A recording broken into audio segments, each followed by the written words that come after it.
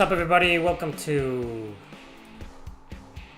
Eric Landon RPG Hangout. I hope you're having a great weekend. Me, I'm pretty excited to, do the same thing that I do every goddamn Sunday. Answer your goddamn questions. You guys should be more considerate. Instead of asking questions, you should just shut up and let me do all the talking. And let me do monologues and topics. Nah, because I did that for a long time, right? So that got old. Eventually got old. And it's more fun to answer questions. What's up, Scott? What's up, guys? I feel like I'm missing something. No, right? I have the fucking lamp here. The microphone. Earphones. The intro theme. Yeah. It's all good. Alright. Start shooting. I'm ready. What's up, everybody? What's up? Remember that? I hated that, I never found that funny.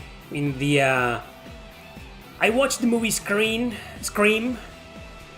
and then some years later this Scary Movie came out, which was like a mockery of horror movies, right? And slasher films. And I watched it, I don't remember if it was on theater or rental, or I don't even remember, but I remember watching the movie and I didn't find it that funny, Most of the jokes were like fucking stupid.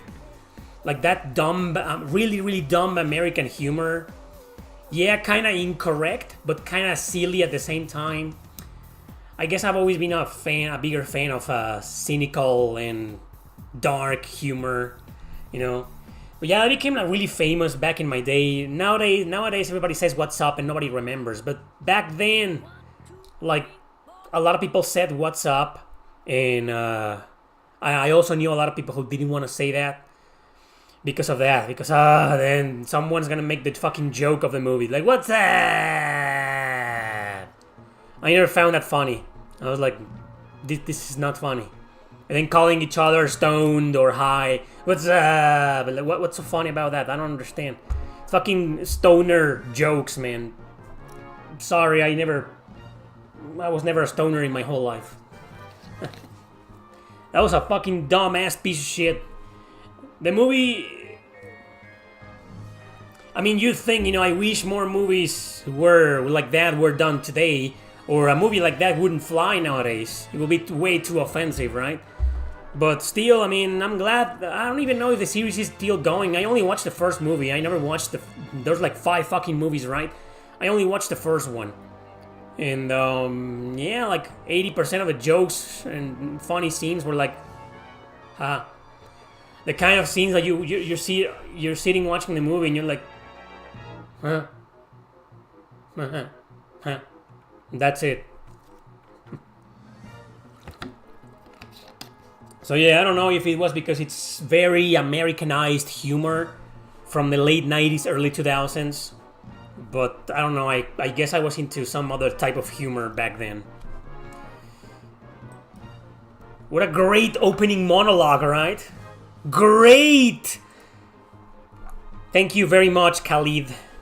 That's a lot of money, man. That's like 220 SAR. I don't know what's that, but it translates as 1,100 Mexican pesos. So that's a lot of money, man. Thank you very much.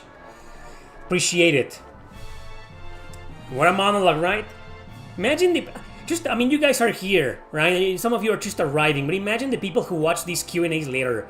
Oh, what's Eric opening monologue gonna be? Oh, a rant about Scary Movie.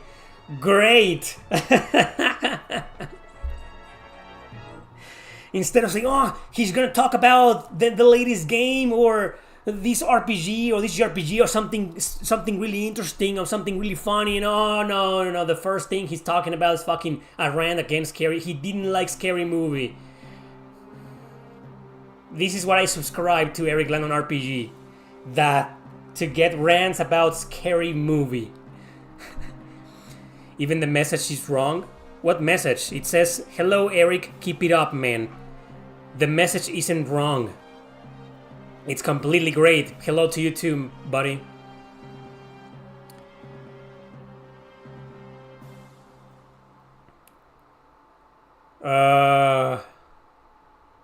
Well, I don't know. You guys tell me. You know, nowadays it's kind of hard to. Well, it's not that hard. You know, it was super hard last year to find out on the internet, especially on Google.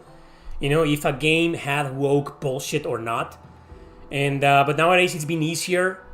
Probably since I don't know why. I'm thinking it's because it just got too overwhelming for Google to hide. But last year, it used to hide a lot of search results. If you were trying to find out if a game had left-wing political bullshit or altered translations, you know, or stuff like that, it was really hard. And nowadays it's kind of easier, especially thanks to Steam.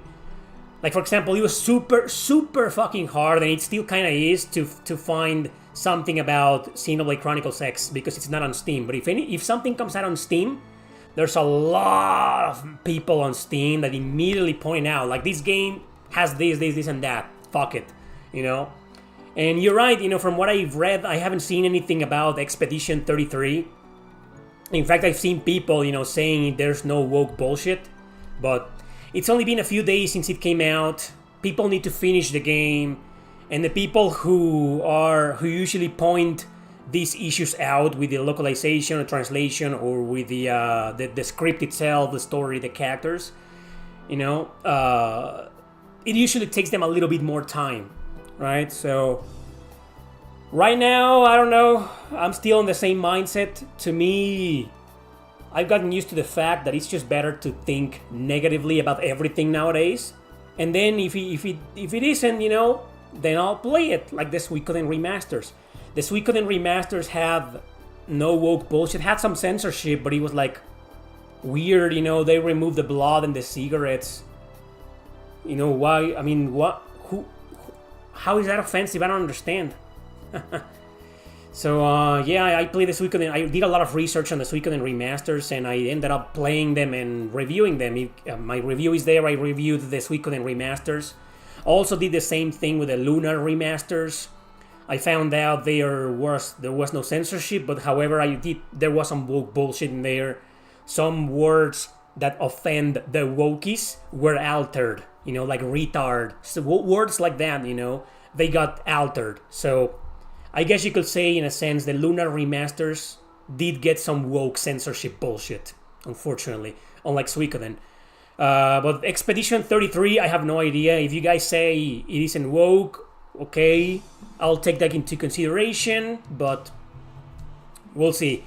Nowadays, I feel like I need to make absolutely sure. Is the game on Switch? Does anybody know if the game is on Switch? Because that's my only chance to play it.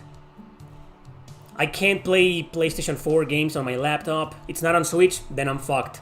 Woke or not, I'm not gonna play it. Yeah, because that's it's not a AAA game, but I've seen the graphics. What are the requirements? Does anybody know what are the requirements for Steam? Because I don't know.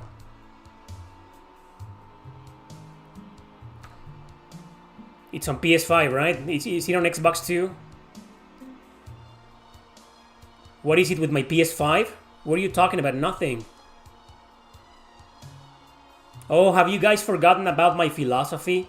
That I never buy anything at launch unless I absolutely need it, and only if it's physical. Like me buying a digital game on launch? Fuck no. Never gonna happen.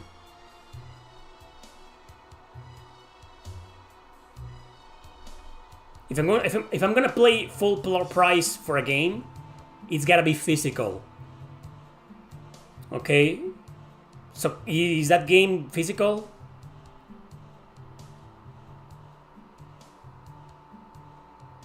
Anyway, I'm not buying the game unless it comes down in price physical. It has a physical release? Let me just look it up on Amazon. I don't know. Let me see if it's there. Okay, it's there.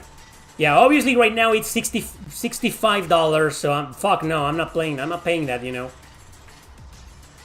I just don't understand these companies, man. They obviously they don't know who I am, but I wish they will reach out. Like I'm the kind of guy. If your game is not woke, I'm your guy. I'm the kind of guy you send your review code to, and you don't have to pay me, because sometimes I do charge these companies, and it always ends up some kind of fiasco, you know. Like remember Paper Mario last year? They wanted to pay me and they couldn't because I live in Mexico. Not because I'm Mexican. Don't start with your Nintendo is racist. It's because they didn't want to use PayPal and they didn't want to do a transfer to my Mexican bank. I don't know why. A lot of companies are willing to do that. Not Nintendo, apparently. That happened last year. So I didn't get the game. And even if I would have gotten the game, I would have trashed it because of the woke censorship. Anyway, so leaving that aside, I won't be playing Clair Obscur anytime soon, apparently. If it was on Switch, then I could play it.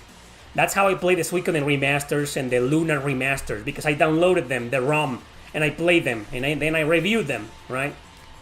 But Clair Obscur, if it's not on Switch, I doubt the game is gonna run on my... It runs on a GT 1030, extremely weak GPU, so you think I'll be able to play it on Steam? Still, I don't pay high price for digital games, so no. I wish I could... You can download it for free? Where? It's free? It's free to play?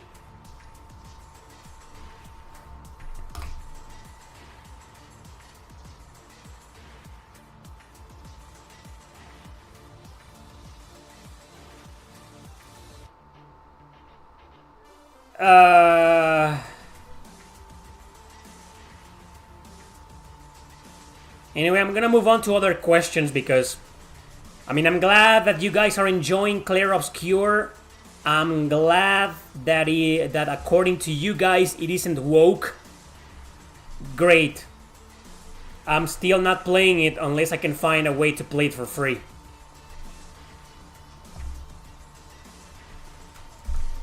You know me, I'm extremely frugal for digital games. I don't pay more than $10 or $15. If it's $15, I'll probably play it, you know. If it isn't, no thanks, you know.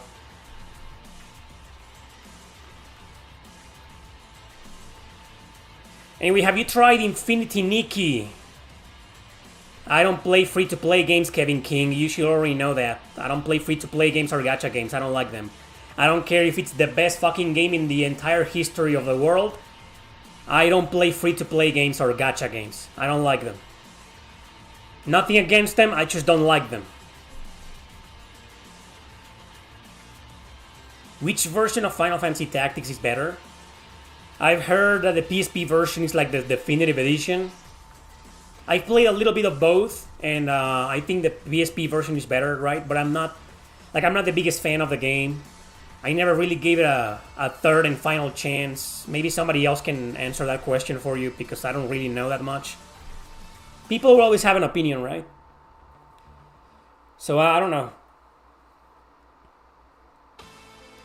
You're currently playing the fan-translated version of Sakura Wars 2. Really? I saw that the translation was in the works, so it's been completed already? Oh, interesting. Right now I'm just not in the mood for visual novels, man. I got a review code for a certain game that will come out in a couple of weeks. And, dude, it's got a lot of dialogue and nonsensical dialogue and just fucking slice of life bullshit. And there's a lot of lesbian bullshit. Not politicized, don't worry, but it's just, dude, no. I was playing that last night and I was like, no. I don't know what's happening to me. Maybe because I played so many of those fucking games in the past. And I feel like we've talked about this before in previous Q&As, right? That there seems to be a lot of like visual novel RPGs in the past several years, especially since the PlayStation 4 era and Switch era. You know, it's just overwhelming how many RPGs are like that. It's just way too much fucking dialogue, man. And I used to be into that. I used to be into a lot of dialogue, especially if the story was great. And nowadays I feel like I still am. Like I'm still playing some games. Like I'm playing a Fire Emblem hack, and the story's great. You know, it has a lot of dialogue, but the story's fucking great. You know, and I'm enjoying that. But when the story is like teenage humor, dumb, silly Japanese anime manga humor, you know, and we like Yuri stuff and stuff, it's just, dude, no, I'm tired of that. I don't know about you guys, but I'm just fucking tired of that. I can't do it anymore. And these types of RPGs have been there in Japan since the SNES era. Look up fan translations for SNES RPGs and you'll see a lot of these. Like we're like 80% dialogue and 20% gameplay. No, I wouldn't say Persona-like. Persona has a lot of gameplay, man.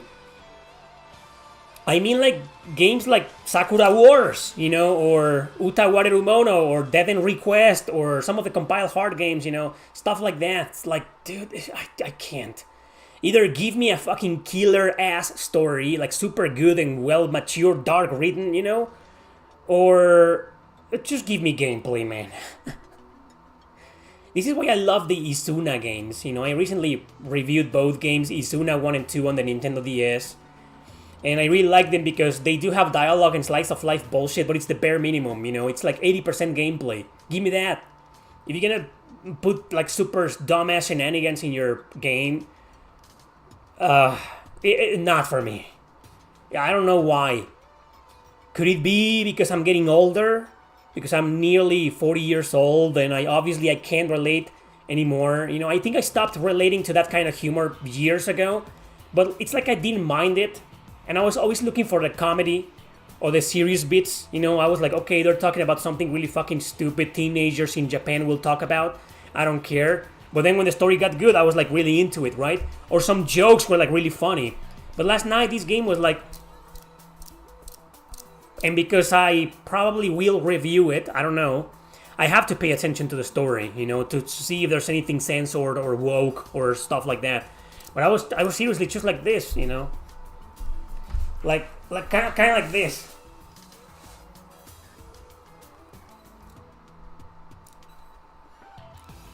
You know, I should have recorded myself doing that. It was funny. So yeah, I'm like, probably don't have the patience anymore, or I'm starting to... No, I think I've lost it, you know.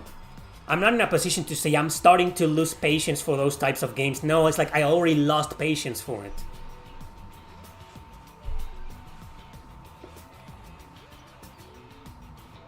Yeah, too much dialogue. It's just... Like, for example, the Trail series. Let's pretend Trails Through Daybreak wasn't politicized. And it had a faithful translation. I actually kinda did by Geofront all those years ago, right? I wish NIS America could have used that translation. But no, they're fucking parasites and they had to insert their fucking left, extreme far left politics, you know? Can you imagine a MAGA game? Can you imagine like a JRPG translated and with a lot of MAGA and right-wing politics? That would be fucking hilarious. But anyway, let's just pretend that. Like, I'll be honest, there were a lot of scenes in Trail. I put like 20 hours into Daybreak until I fucking quit and I said, this is fucking trash. You know, it's trash. It's bad. But there were a lot of scenes that I was like serious scenes with no political bullshit, and I was like into them, but I was still getting bored. Like, you know me, you know, I'm a diehard fan of the Trail series, you know, but I don't think I could put up with the dialogue nowadays. Like, if I was to get into the Trail series nowadays, well, they have, I mean, those are great games, you know. I'd rather play anything by Falcom than by Compile Heart. You know what I mean? It's just Compile Heart has a lot of stupid fucking ass dialogue, man. Teenage humor, manga humor from, come on. I'm sick of that. The Trail series have that too, but not that much, you know. So it's games like that, you know, from like that kind of dumb, silly humor with lollies, you know, and Yuri and stuff like that. I can't stand it anymore. But I do believe, we've talked about this before, I do believe JRPGs have way too much dialogue nowadays, more so than before. But only the North American releases, like I said, these visual novel RPGs have been there since the SNES era. A lot of SNES JRPGs were like that, with a lot of dialogue, believe it or not. Has anybody played Princess Minerva? That's fan translated. Play that. That's on Super Nintendo. I reviewed it like a couple of months ago. Dude, that game has a lot of dialogue. Stupid fucking silly slice of life dialogue. So this is something that's been going on in Japan. But it feels like as soon as the PS4 Switch era started, they went galore, they went nuts with 9 out of 10 JRPGs having a crap ton of dialogue. And it's like, no, we need like more balance, like in the middle, like 50% gameplay, 50% story. Hell, dare I say 80% story, 80% gameplay, 20% story. But if the story's really good, like really fucking good, and most of it is like serious plot, not slice of life dumbass bullshit, 50-50, right? Developers need to learn that. If you're a developer, if you need a developer, do that. Okay, don't overwhelm us with like stupid dialogue. Don't. Sorry, as usual, I went on with a monologue.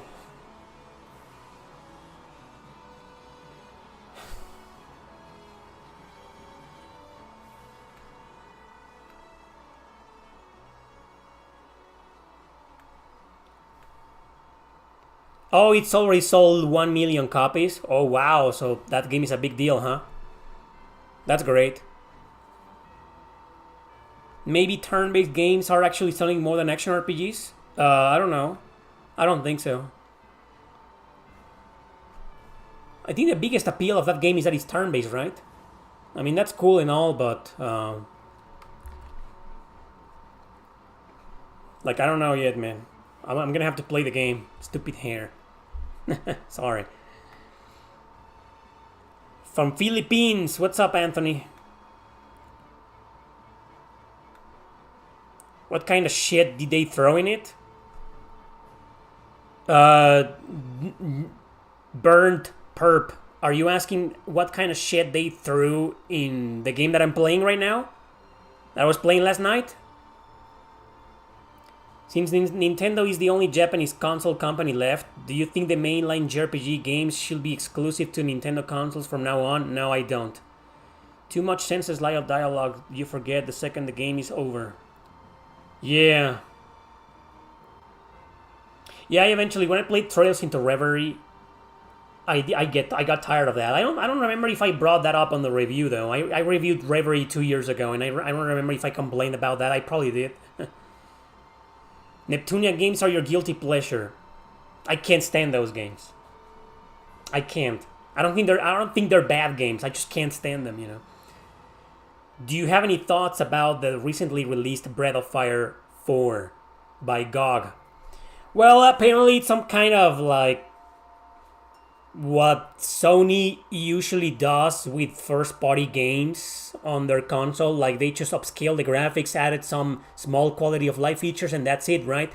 From what I heard, it's a port where the graphics look upscaled, and then it's got like fast forward and stuff like that. Am I correct? I didn't pay that much attention to it because since Breath of Fire 4 is a game that it's so easy to emulate nowadays, I was like, okay, I mean, it's great news for people who don't emulate, and it's great for the series, I guess.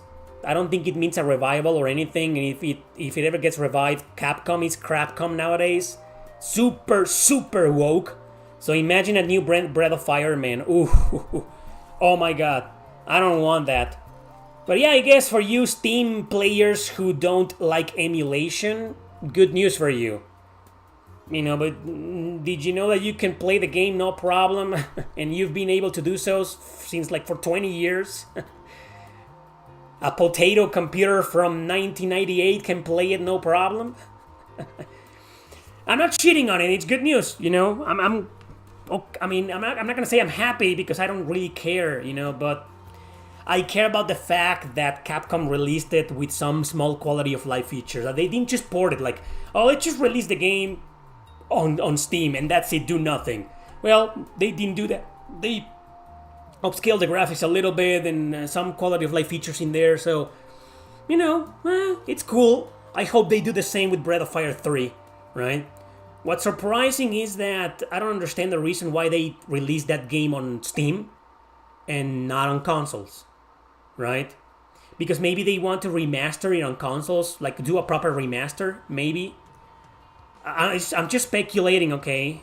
No one's ever said anything about the Breath of Fire 4 remaster. No companies have said that, but why will you? It's just such an unusual thing. It usually happens the other way around. A game gets released on Steam first and then gets ported to consoles, right? And now this game has been like stuck on the PS1 and PS3, PS Vita, the PlayStation Store from like 20 years ago, since forever. And instead of doing a Switch or PS5 port, even if it's just digital, no, they went for Steam only. Isn't that like strange? Why will they do that? Well, like I said, good for you, Steam players. That's great news. Hope you enjoy the game because it's really fucking good. And I hope they didn't censor anything. Well, actually, the original PS1 version was censored. I made a video in case you're interested. It's called 10 Things You Didn't Know About Breath of Fire 4. That was many years ago. And I covered the censorship the PS1 original version had. So I imagine this Steam version is also just a censor. So, great. Now really good news. All games should be on all platforms. There's really no reason not to. Actually, Zima Duvand wait, I'm gonna have to be that actually guy. Actually not because of censorship, okay? But if all fucking platforms let developers release their games with no censorship of any kind, then yes, I agree, all video games should be on all platforms, But nowadays, a lot of people just don't want to release something on PlayStation or Nintendo because of the fucking censorship, so I get it.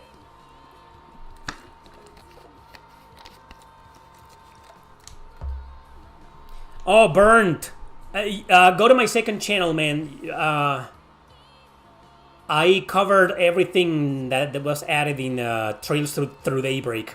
Go to my second channel, there's a video clip that I did last year. Check it out. And don't worry about it, it's just that every goddamn single JRPG channel out there pretends that the games don't have any woke bullshit or they don't see a problem with it. They're all woke, apparently, or neutral. Like, I'm the only one, I know. I'm the only one who points it out. Do you think that pretty soon us gamers will be able to have an AI tool in-game that does a one-on-one translation on JRPGs on the fly? I wouldn't say pretty soon. Like, to translate a game, I mean, you have to insert the dialogue, the translation in the dialogue boxes and the game. I mean, you need to be a hacker and a programmer, man. So I don't think so. Like regular average gamers being able to translate a game, that's not gonna happen. Unless you're, programming or hacking skills, Now, if your question was, do you think that pretty soon hackers will have an AI tool in game? Okay, if you changed gamers for hackers or programmers in your question, then yes. The answer is yes, pretty soon. I already talked about that, Seth. I haven't played it. But apparently people here are telling me that it's excellent and there's no woke bullshit, so I'll see what I can do to play it. Hey, Yum Yum. Just found out that companies are now not giving review codes if you are using some generic emails. That's right. Most of them use websites like Keymailer nowadays, and us as content creators have to create a Keymailer account to receive the review code. Yeah, that's a thing nowadays, especially for consoles. When it comes to Steam, like I recently got a review code for a certain game that I can't talk about on Steam, and I'm playing it, When it comes to Steam, they don't care. They send you the key, no problem. When it comes to the console version, yes, most companies are not just giving you review codes anymore. You gotta apply on Keymailer or on a website like that. It's fucking bullshit. What's up, Shinji? Oh! Wait a second. I'll be right back. Give me 2 seconds.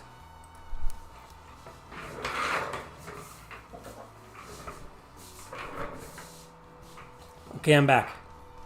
Was it 2 seconds? Was it 3 seconds? 5 seconds? I hate my hair, man. Starts growing these curly features. I'm gonna fucking cut it soon.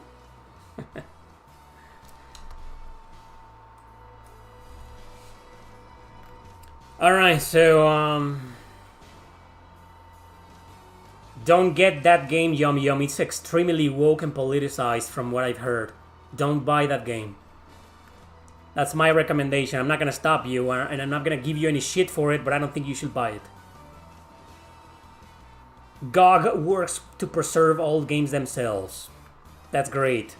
GOG is owned by CD Projekt. Really? Those guys are ultra woke. That's bad news. I didn't know GOG was owned by them. Thank God I don't use GOG.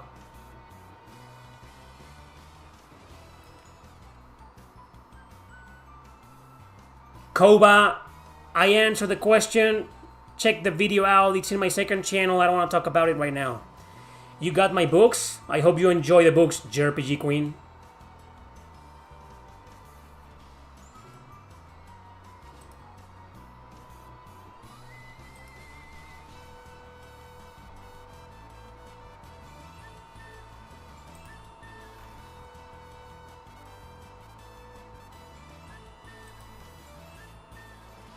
I don't mind if they keep asking about it, Tyson. Will you play AI-generated JRPG games? Not really, no, definitely not. Probably not. Unless... No, I will still feel kind of uncomfortable, you know. That's right. So, Fuck, how do I do this? Give me 1 second.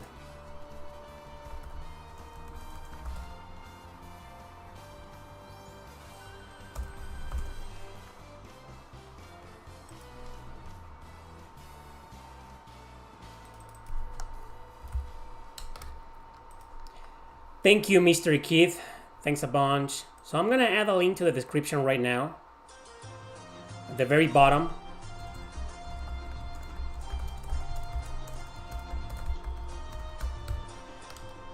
Okay. There's this website. Well, let's just wait for more people to join. So it's worth it. Do you think AI will inevitably become a larger part of game development? Yes. You hope we get a Fire Emblem hack based on the Revenant army? I could do that. Just get me in touch with a hacker that likes Fire Emblem. I would love to do that. Both the Revenant army and Terra Gaiden. And if it can't be a Fire Emblem hack, let it be an RPG Maker game. I don't care. Programmers and game developers, if you want to turn my books into games, I can help you. I'll write the script based on my own books. No problem. I'm serious, you know. I would love to see those games, those books turned into video games. No one gives a shit, Kevin, about that game. The entire world already found out it's super woke. So no thanks, nobody cares. Do you think the Raidou Remaster will be censored? Probably. Censored and altered.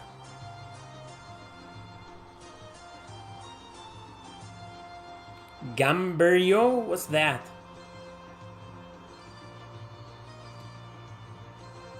Do you know why there's a lot of remix and remasters in today's games? I've talked about that before.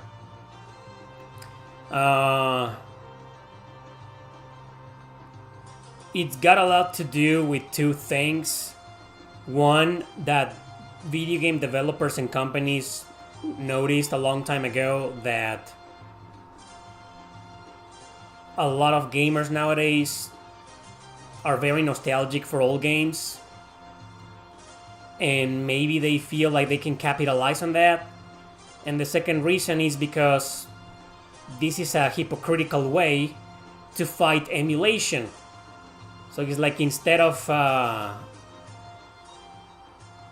if I was a video game companies don't want you to emulate their games. They want you to play them and pay for them. So they are remastering them, even if it's lazy, because people are going to buy their games and their remakes and their remasters, because there's a lot of consumerism, super hardcore nowadays, of mindless consumerism of video games, and video game companies know that, so they're trying to capitalize on that stupidity. So that's why there's a lot of remakes and remasters nowadays.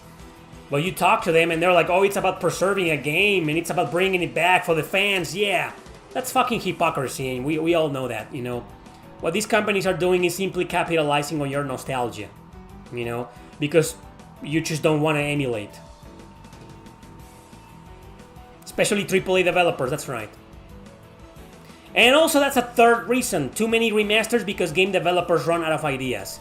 I can't blame them because there's just too much competition nowadays. It's like YouTube videos, you know, making a YouTube video nowadays. Like, I imagine a lot of people see my top 10s or my videos and they're like, oh, this is something that we've seen before. Where I was one of the first ones to do it, but they don't know that, you know. But nowadays, everybody rips me off, everybody rips everybody off. And in the video game industry, it's the same. Everything's done. Everything is so overdone. Everybody and their mom is making video games nowadays, so I can't blame them, you know. Every fucking idea they probably come up with is like, oh man, I have this new idea. And then some guy says, you know, in the same team, there's this and this and this and that game that already did it. Oh, okay, what about this idea? This and this and this and this and that game already did it. Seriously? And then we got a lot of censorship, you know. And also we got a lot of these developers and publishers who want to bring back these games to release the censored version for modern audiences, you know. It's like, oh, the normal gamers already got these lunar versions many years ago, but we need a version for the modern audiences, so let's grab that, remaster it, and sell it to the modern audiences with a lot of censorship, you know, because they will buy it. That's also another reason why there's so many remakes and remasters. Because these mafias, you know, these fucking BlackRock, Vanguard, Sweet Baby, you know, are pushing hard with this, even though they shouldn't be able to anymore, you know, but they're still doing that, you know, like inserting all of this goddamn bullshit again. You know, it's like, yeah, remaster everything, but we weren't planning on remastering or remaking that game. We'd rather do a new game. No, remaster all the old games and insert politics in them. Anyway, that's my answer. That's why we get a lot of remakes and remasters nowadays. So many reasons, not just one reason.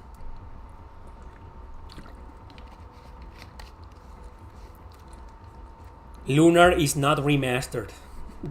Basically, did you watch my review? Yeah, basically. It's like Valkyria Chronicles on PS4, remember that? I was like, Sega, this isn't really a remaster, it's just a port with upscale, I mean, what? Good old Sega. We love you, Sega. FPS have mostly been garbage since Halo. Really? Good to know. We know that, Bravo, you're late. We already know that, I already talked about that. What JRPG series has the third game as their best entry? Ooh.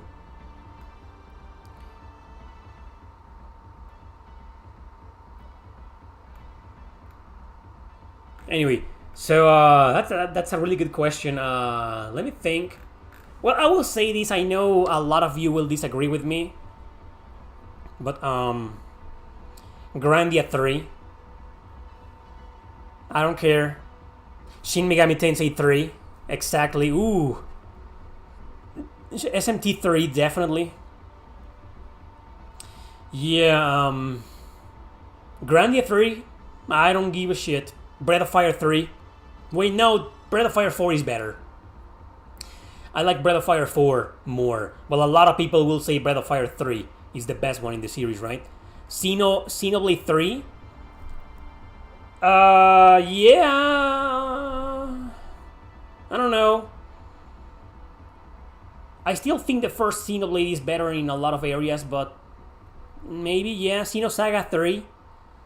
Persona 3, that's debatable though. Obviously, I agree. Persona 3 is the best fucking Persona game ever. Obviously. But the consensus will beg to differ. Pokemon third version? Okay. What else? That was a cool question, you know? What else? There's gotta be more. Shadow Hearts 3. Hey, that's a good game. Wild Arms? Nah. 5 is the best. 2 and 5 are the best. Suikoden 3? Nope. Great fucking game, but it's definitely not the best. Fire Emblem 3? That's a really good game, but nope. Final Fantasy 3? No. Nope. Actually, I honestly believe Final Fantasy 3 is one of the worst Final Fantasy games ever. It's not a bad game. But I don't think it's a great game either. Such a boring game, man. Did you play the remake on Nintendo DS? If you liked it, that's cool, you know. The art style was great. The girls look beautiful. But it's such a boring game, man. Dragon Quest 3? Man, no, not really. Definitely not. Especially not the remake. Drakengard 3? Yes, Drakengard 3. But it's only 3 games. And some say it will be the worst. God Eater 3? What do you mean? God Eater 3 is the best one. I agree with that. God Eater 3 is the best in the trilogy, in my opinion, though. But if you disagree, that's okay. Star Ocean 3? Nah, I love Star Ocean 3, but I think 2 and 6 are better. That's just my opinion, though. Enough about that. You know, okay. Yeah, Trails of Cold Steel 3? No. Trails in the Sky the third? No. No, that's it. That's it. Valkyrie Profile? You just hate God Eater 3 story. I like it a lot. But I think the story was a bit better in the previous 2 games. Especially because the first 2 games are like super connected, right? And the second game is a direct sequel to the first one. So it's like you get like a more expanded story if you play both games. Yeah, I think I agree. I like the story. I don't hate it. I like the story in God Eater 3 a lot. But I think the story in the first 2 games is better. A new wave of Furies? What? Which RPG series has its best game as the latest? The last game? It's really hard, you know, because usually the last game in a series is the worst because it basically killed the series, right? Well, Suikoden 5 maybe? But no, it wasn't the last one. The last one was the 2 spin-offs, so no.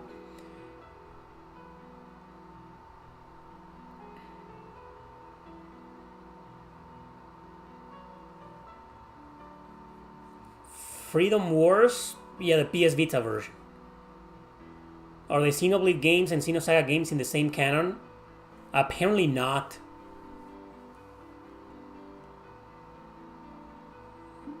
Developer Monolith Soft has never confirmed that they are, you know. They aren't. Xenoblade, all of them are connected now. X originally came on the Wii U, originally came out as a completely standalone game. But now, in the remaster, someone told me that they connected the game with the entire series. And it's apparently a prequel to them all, so there you go. Besides The Cure and Nine Inch Nails, what other bands do you enjoy? I'm a big fucking fan of the Smashing Pumpkins, Killing Joke, Gary Newman, Fear Factory.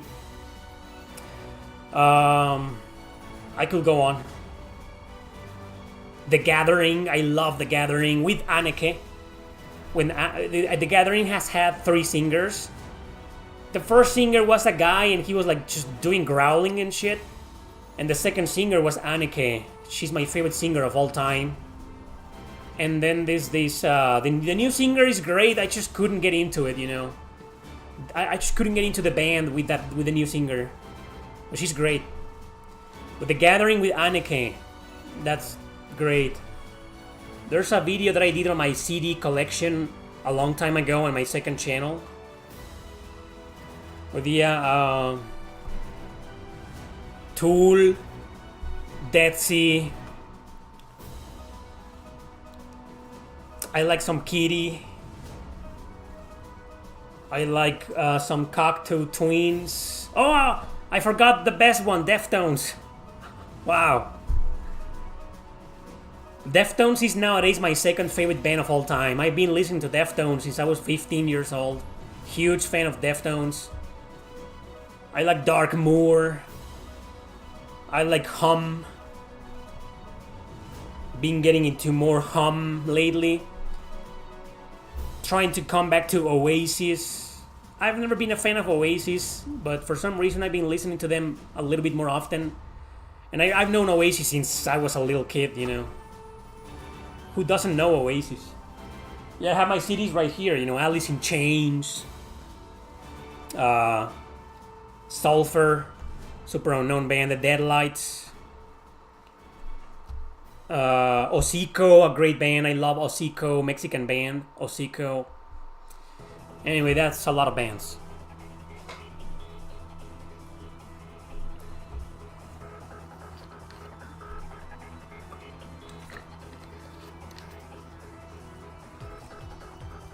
Yeah, Resonance of Fate is an experience. I never beat the game, I fucking hate it. But it is an experience. Like no other. It's a very unique video game. Yeah, Path of Radiance was available on Switch Online. Although you can emulate it no problem, you know that, for free. You don't have to pay Nintendo for it, but okay. If that's how you play games, great. Did you guys know that the Wii has more RPGs than the GameCube? There's like 1 or 2 Japanese exclusives on the GameCube that we didn't get, but on the Wii there's like 10. There are more JRPGs on the Wii than the GameCube. There was JRPG support on the Wii. We just didn't get some of them. We got most of them, but not all of them.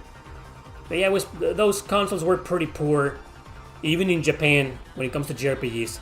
Nintendo 64, GameCube, and Wii. Like, Nintendo focused more on portable systems when it comes to JRPGs. They were like, nah, people play JRPGs on their portable systems, not on consoles. Let's just not release much of them on consoles. And they learned their lesson with the Switch. Wii U was pointless. Wii U was pointless for everybody. It's a good console, you know, some good games are on there, you know. But it's the reality. It was a pointless console, you know.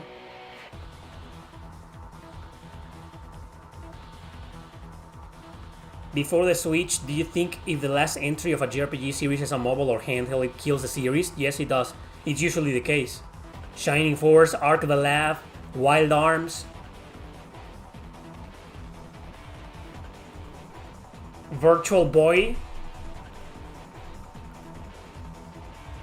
Nothing's gonna beat the Virtual Boy, of course. That's by far the worst Nintendo console ever made. Do you think Nintendo will release another DS or Pocket-like handheld, not the Switch 2? No, I don't think so. They have no need, zero need for that. It's all about the Switch nowadays, so definitely not. You like the PS2 Shining Force games? I liked Shining Force Exa. Neo, no. Not a bad game, but I don't think it's a good game either. Shining Force Exa was great. Switch 2 is ass with complete online stuff.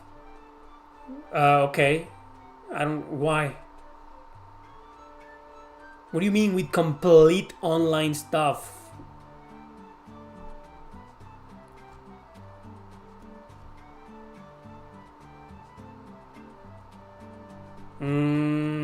That's interesting, Praetor. Maybe that's why, yeah. Portable gaming in Japan is huge, bigger than in anywhere else, maybe. I didn't take that into consideration. That's a good hypothesis. Why the Switch 2 is dumb? Why didn't they fix the left Joy-Con with a proper D-pad? I know, I'm not buying the Switch 2. I already made my rant on the Switch 2 like 2 weeks ago or a week ago, you know, and I was like, it's just dumb. It's more disappointing than the PlayStation 5, in my opinion. I don't really care about the Switch 2. I'm not buying it. You know, whatever. It comes out in like a month, right? Yeah, we already talked about this. People are still anal about the Switch 2. It's old news already. Yeah, it's bad. It's like I don't care. I think this is one of the worst Nintendo launch systems of all time. I'm not saying the console won't be improved later on. Maybe it will be improved and it will become a fantastic console and one of the best Nintendo consoles of all time. But as it stands right now before launch, it's just one of the worst I've seen. One of the biggest fucking unfair and insulting pieces of hardware I've seen in my gaming life. Fuck the Switch 2.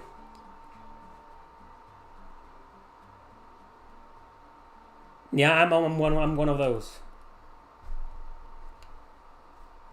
I bet the Switch 2 will be jailbreak with a magnet. Do you think it's gonna be easy to hack? Maybe. Exactly, Kevin. I talked about this already on my second channel, YouTube channel. Also talked about this in Discussion Gamer pretty recently. We uploaded a clip of that.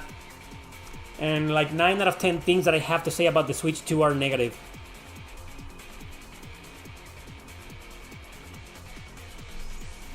Yeah, PS5, I also made a... When it came out, I also made a rant. I talked about it a lot. And I've had the PS5 for like a year and a half. And in terms of... It's got some really positive things to it, like recording gameplay footage. I'm a reviewer, of course, that's important to me. I could use an Elgato capture card, but then I will have to set it up, you know, and connect cables and the computer and open the recording software. Whereas on the PS5, I just record directly, you know, it's just easier. I record all of my PlayStation 4 and 5 footage in there. 1080p, 60 frames per second, so that's great. That was a great feature of the PS5. The retrocompatibility was also fantastic, you know, but apart from that, this is like the worst Sony console ever made, in my opinion. Pre-orders immediately sold out past midnight in the US. Oh yeah, we talked about that too, you know. It doesn't matter how much negativity and drama there is on the internet about the Switch 2, it will still sell a lot of money. Crap ton of money. Remember when I mentioned stupid consumerism like 30 minutes ago? It also applies here, but to each their own. It's your money.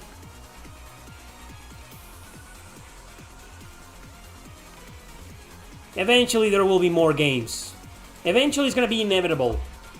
Like right now people don't have a lot of excuses. It's just Mario Kart, Donkey Kong and Metroid. That's a solid excuse for a lot of people, but not for me. But eventually there will be more and more and more, and people are gonna be like, okay, so now it's got enough games that I want exclusive to the Switch 2. So they'll buy it, you know.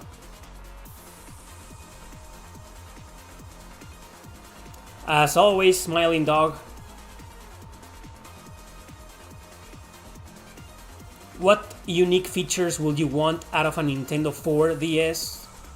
What's that? That's a virtual reality game console. It already exists. Your question is invalid, man. It already exists. Biggest excuse, Legends ZA? Okay. Sorry I read that. Alright guys, we need to talk about this book again. This is Lacrimosa of Dana, the novelization of the book. Official novelization, Falcom endorsed this. Written by Anna Kashina. I read the book. I reviewed this book about a year and a half ago. It came out in October of 2023. I reviewed it. It's a good book. I have some problems with it. You know, not everything about the book was perfect. You know, I believe feminism is a little bit emphasized, unfortunately.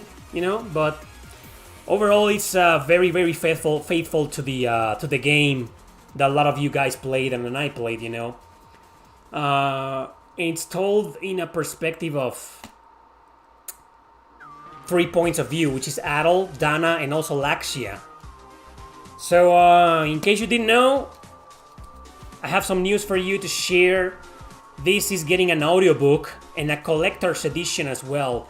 The collector's edition will have a lot of things. Let me just show you the website right now. Okay, I'm just gonna capture the screen.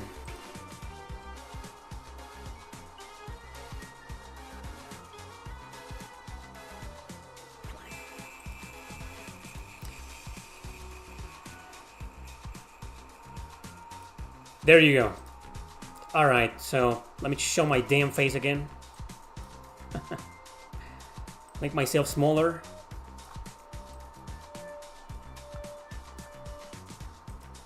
Alright, so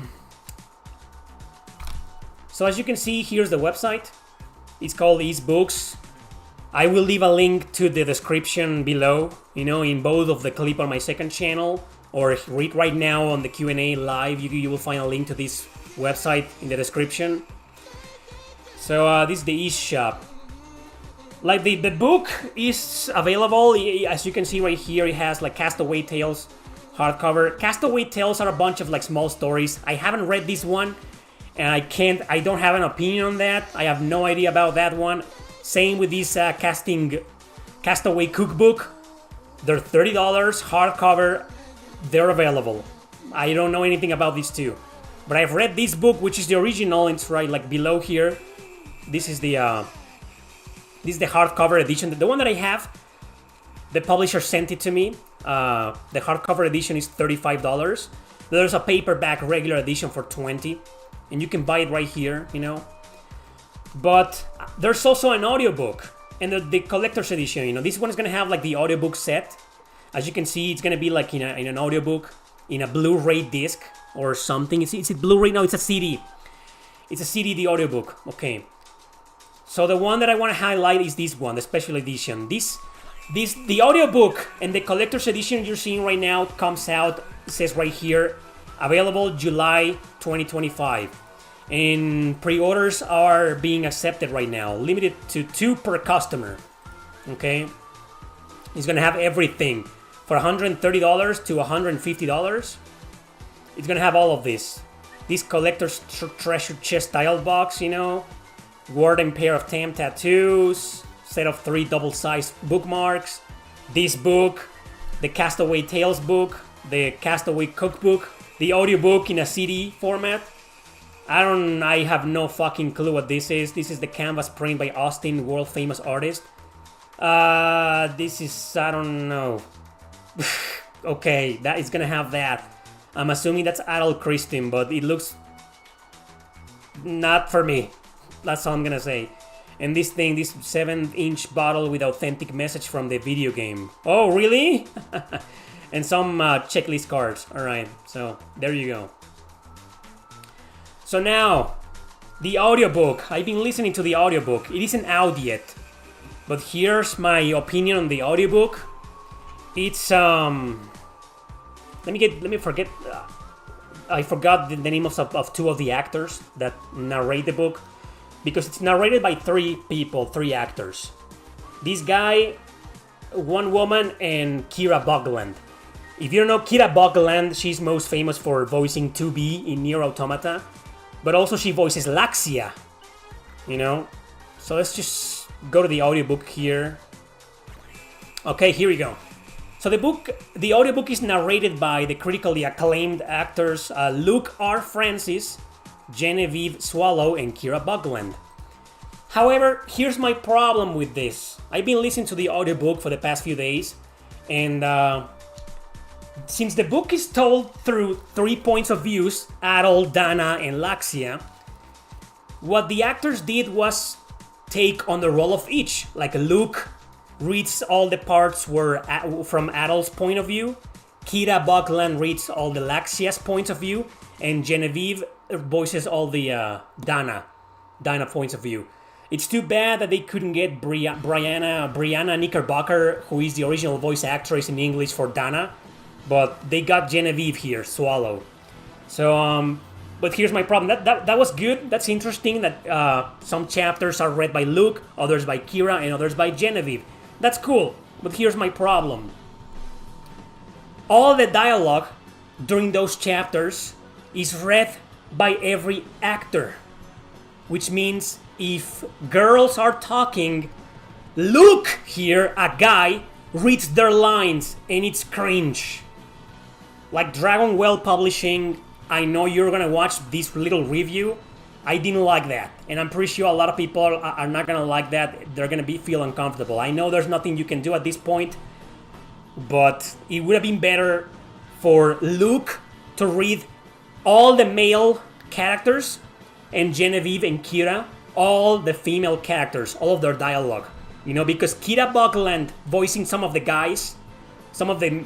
Kira voicing Doggy, and Luke voicing... What was Risota? What was the little girl's name? And sometimes it's also confusing because when you buy this book or when you listen to it, you expect Kira Buckland to play Laxia the entire audiobook. She doesn't. All she does is just read her chapters, you know, and she does all the characters. And Luke, imagine Luke voicing all of the girls. It's just cringe. I didn't like that. That's my biggest complaint with the audiobook. Sorry about that. I'm being honest here. I did not like that. But other than that, it is professionally read. I mean, these guys are trained actors, and you do feel like, I mean, you do kind of enjoy it, you know, and it makes you pay attention. The way Luke reads and Kira, you know, it makes you pay attention to the book. Even if you're distracted doing something else, you're paying attention. So the book is narrated professionally. It's just they should have chosen the girls, you know, they should have had the girls voicing the girls and the guy voicing the guys. Because the guy voicing the girls, it's just fucking cringe, you know. It's not a complaint, but maybe there wasn't enough budget, or they thought it would be too distracting, maybe. But I would have appreciated some sound effects, you know. For example, that legendary scene where Adol meets Laxia at the beach, and when she's taking a bath, legendary. How about some soothing sea waves sound effect, in a low volume? That would have been great and nice, you know. But it would have been also maybe kind of distracting. So I understand that. So it's okay that they didn't have that, but you know, it would have been a cool addition. So overall, the audiobook is good. Unfortunately, I can't recommend it that much because that kind of, what I mentioned kind of ruined the experience for me. But the book is recommended. It's pretty solid. Check it out. So link in the description to everything. All right? That's it. Thanks.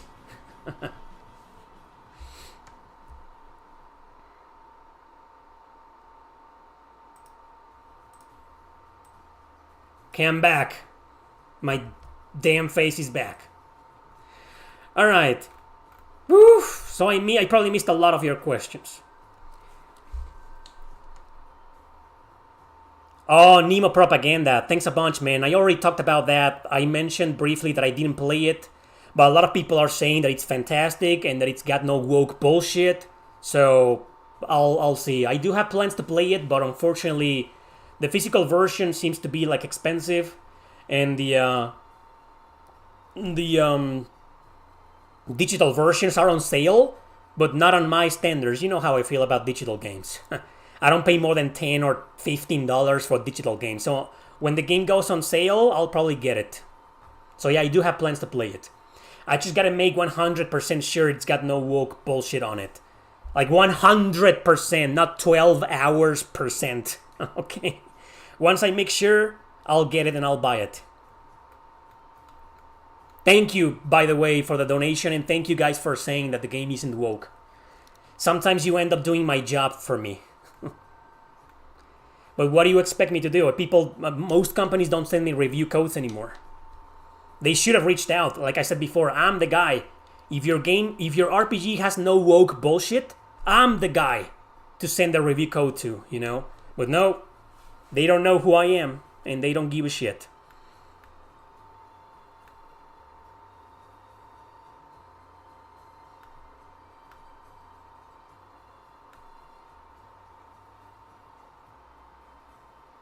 You mentioned Queen's Blade. Have you tried Super Heroine Chronicle for PS3?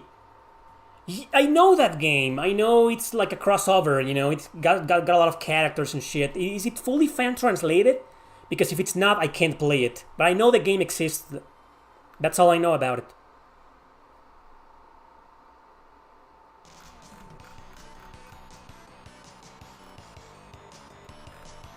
If I missed any of your questions while I was doing the ad for the book and the audiobook, repeat them, okay? No problem.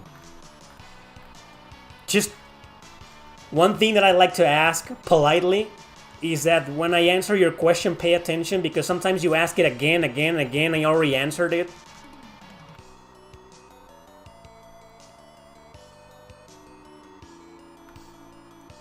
You're lost here, you've never played a single Ys game? Well, you probably should.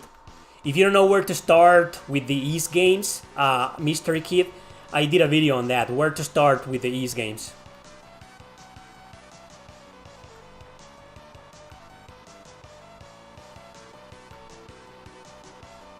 I don't think so, Kevin. I don't think the same author will novelize Ys 9.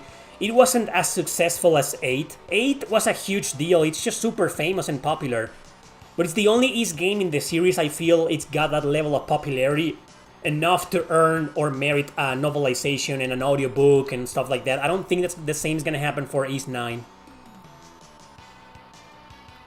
Audiobooks never use music. I never said anything about music, man. I said about sound effects. I don't want music in my... Actually, it would be cool, you know, to have music. I mean, why not? Why not hear Sunshine Coastline while you're reading or listening to the book, you know? I don't know. It probably is too distracting. Will you wait for a price drop on the Switch too? Woo! But I'm gonna wait like 10 years, man. Mystic Quest music is great, that's right. Amazing battle theme. The game is mediocre. I've always been a defender of Mystic Quest, but not in the sense that the game isn't great, it's far from great. It's mediocre at best. It's not bad though, it's not the terrible abomination people make it out to be.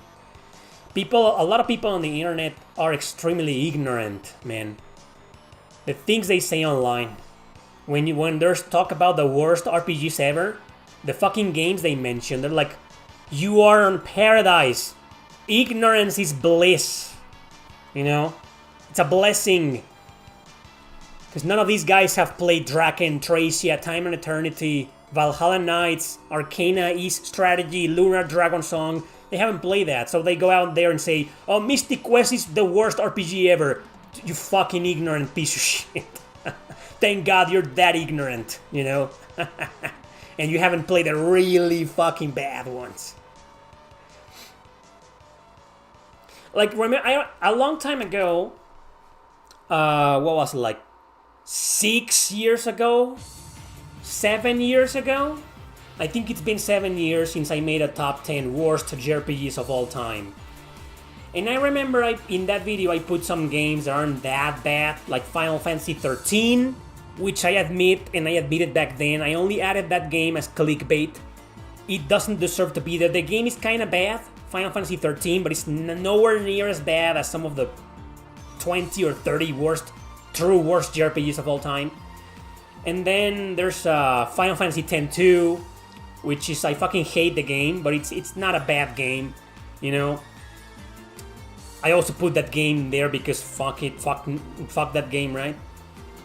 But if I were to make a completely 100% honest top 10 worst JRPGs of all time, nobody will watch it because it will be full of the really bad The really bad JRPGs that nobody played and that nobody cares about. So what's the point, right? That's all I gotta say in terms of the worst JRPGs of all time that nobody asked. Thanks for not asking.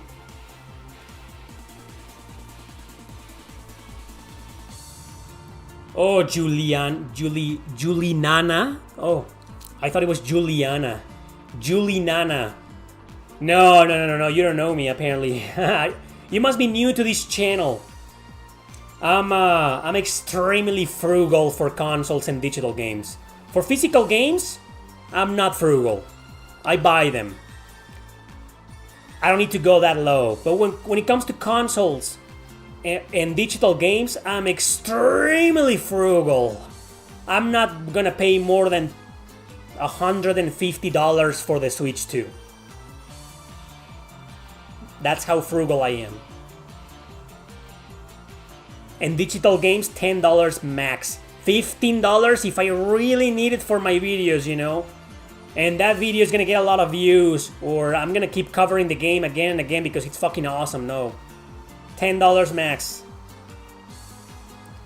Top 10 worst games that people actually played.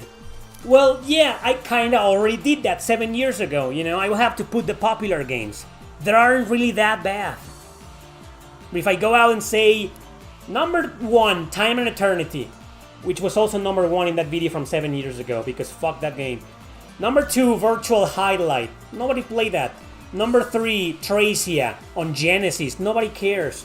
Number 4, Draken. Number 3, Shadow Tower. Nobody played those games. The people are gonna be like, I don't know these games, and they look like shit. So sorry, Eric, I'm not triggered. I clicked on this video to get triggered and offended, so I could insult you in the comments, but I don't know these fucking games, so imagine the video is gonna fail.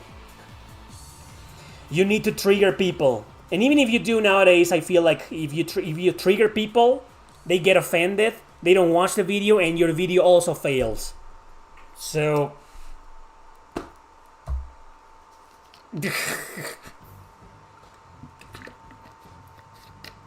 Which JRPG series that is now defunct will you most want revived without woke bullshit, right? Well, I guess I can't say Suikoden anymore because the remasters and the announcement of the new game, and there's an anime coming out too. It's pretty much safe to say that Suikoden has been revived. If it wasn't already last year with Eiyuden Chronicle, it's revived, so that doesn't count. Well, Fire Emblem is dead to me. Engage killed it, but I doubt it's dead. Growlancer. Is it worth to buy Star Ocean Divine Force on PS4 physical discs for $15? Yes, man. That's a really good game. It's not the masterpiece it set out to be, or that it could have been, but it's close. Just had some issues that prevent it from being the true masterpiece it was supposed to be, but it's a really good game. Definitely buy that. You're on the same boat with the games? Yeah, I know. A lot of people are nowadays, thankfully. $80 for a new game is bullshit.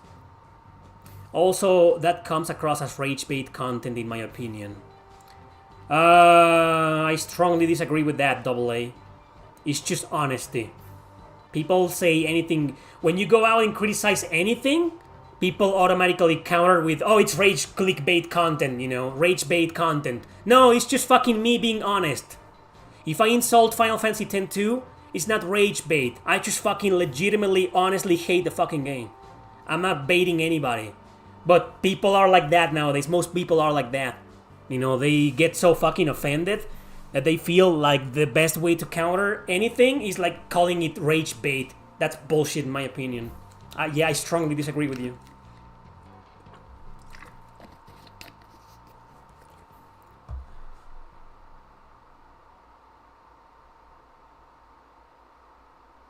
I already... What kind of question is that, Asya?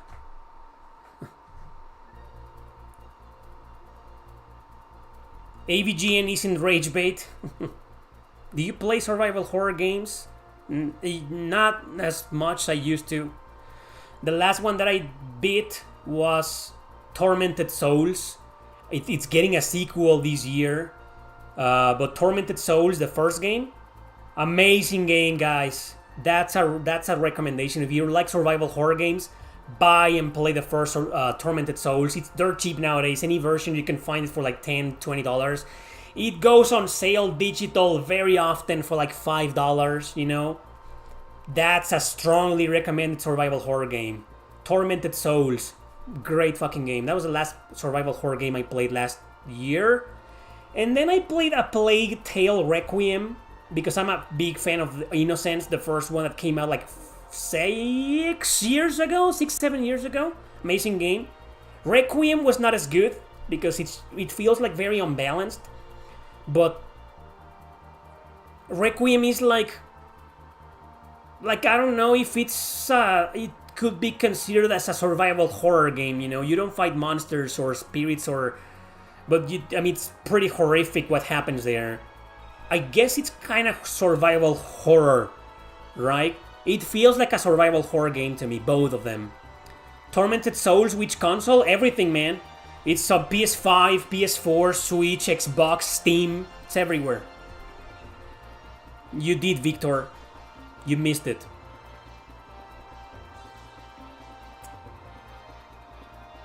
Yeah, those are the last two survival horror games that I played last year.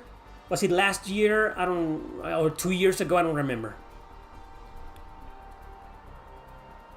When is Tormented Souls 2 coming out? Does anybody know? I know it's coming out this year.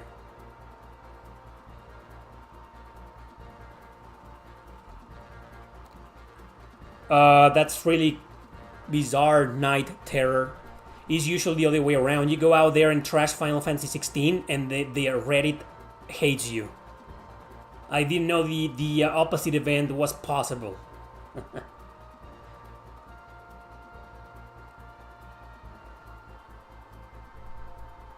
A Plague Tale is a stealth game. Yes, but it's horrific. The things that happen there's a lot of blood and darkness. You gotta survive the rats, survive these extremely violent soldiers and the Inquisition. So not 100% pure a survival horror game, but it's got a lot of survival horror elements.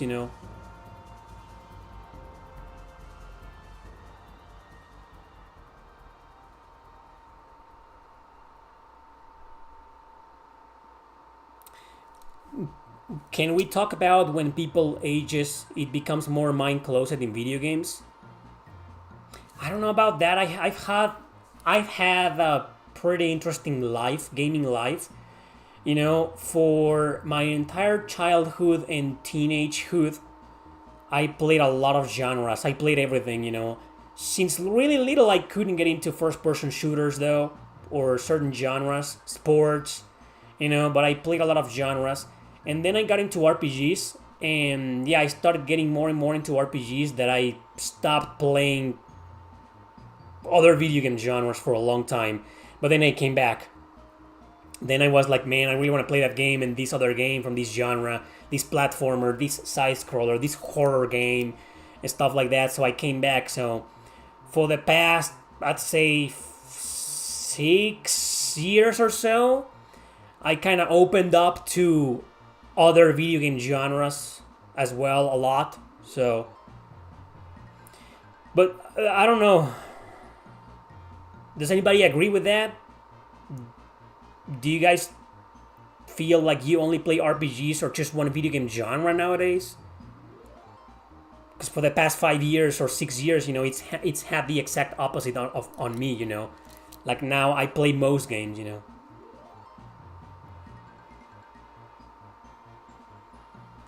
Any opinions on Nine Inch Nails doing the Tron soundtrack? I haven't listened to it. That was Trent Reznor, not Atticus Ross. Nine Inch Nails. You could make an argument saying it's the same thing, but I try to separate both the composers and the band. I'm a big fan of the band. The composers, I'm not, and I don't have a lot of respect for them. Isn't the Xbox brand huge in Mexico? Yes, it is.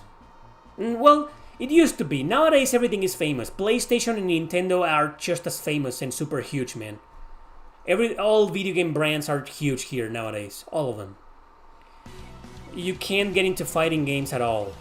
I love fighting games. Top 5 favorite video game genres. But I'm starting to get less and less interested. Probably because my favorite fighting game developer company is super woke nowadays. So that broke my heart. But even without that, I played some of the old ones, and I've realized that I'm not that big into fighting games anymore. You know?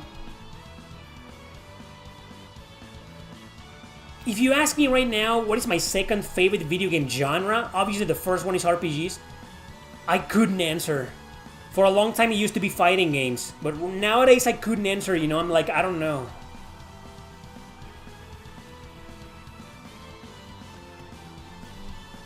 Arc System Works, that's right. Did you try Killer Instinct? Yeah, when I was little. I've played Killer Instinct my whole life, man, and I can't get into it. I love everything about Killer Instinct except the fighting mechanics. I don't like Smash Bros. Again. That's a series I played throughout the years. Most of the titles I tried. Can't get into it. I can't get into Super Smash.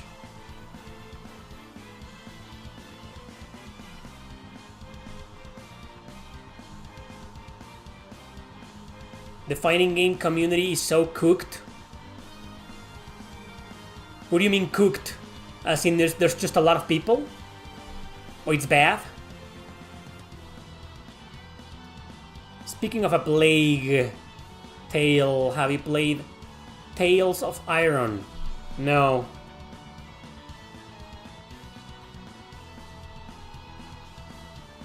Street Fighter 6 is fucking garbage, man. Already talked about that, Asia. Asia. What's the best game you played so far this year?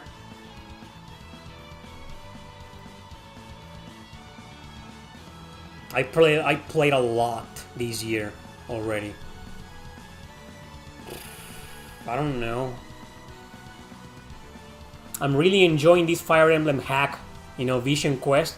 I was just playing that this morning. I'm getting closer to the end. Phenomenal game.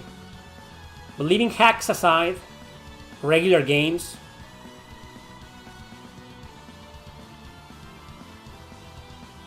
I don't know. No, I played that last year. This year, oh man, I don't know. I don't know, Queen. That's a tough question. Wow, didn't I have like 110 people watching and now I'm back to 82?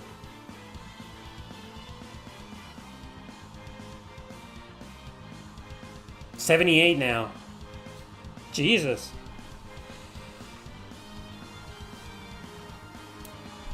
It's hard to deal with the fact that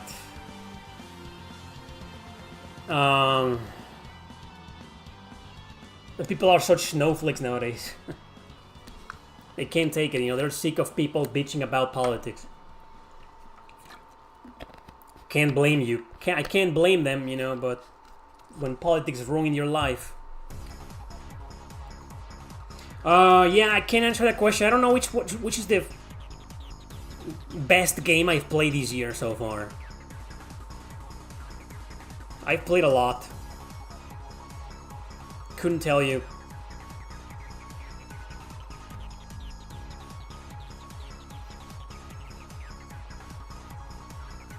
Four, Donsk. Street Fighter 4 ruined the series for me. How will you remaster a game? I don't know. I have no idea about how a game is remastered. I don't know anything about programming or video game design. I mean, I know it on the surface as a reviewer, but I'm not knowledgeable in that. I don't know how I will remaster one. But anyway, I will do just on the surface. Obviously, I wouldn't censor anything. I will upscale the graphics. I will add quality of life features. That's a must for every remaster nowadays. The fast travel, the fast forward, speed up battles, save states, upscale graphics to the best of my ability. I will do that. I will add some extra content too. not just a bare bones remaster, like something extra, like an extra chapter or extra side quest, something extra. I will put something extra in there. I will do that. And that's it, man. You don't really need that much to do a good remaster. I don't understand these companies. Why are they so fucking lazy to remaster some games nowadays? They care more about censorship and availability than anything else, and delivering something well done. You know, I will do that. I will do it right. And it's not that, I don't think it's that hard to do a good job with a remaster. Have you played Blade Dancer on PSP? Unfortunately, I have. That's a bad game. Not terrible, but bad. Cooked means something that's awful. So the fighting game community is awful? I didn't know that. I'm not part of any community except my own JRPG community. I'm not even part of the JRPG community out there. I am part of my own JRPG community, which is you guys. That's the only community I belong to. Remember the Sengoku Basara games? Yes, I do. I don't think I've played any of those though.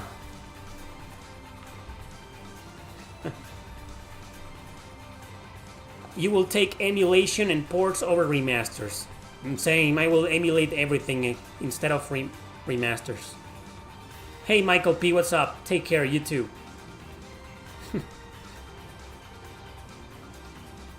You will remaster Final Fantasy Tactics and include the 2 sequels? I wouldn't do that.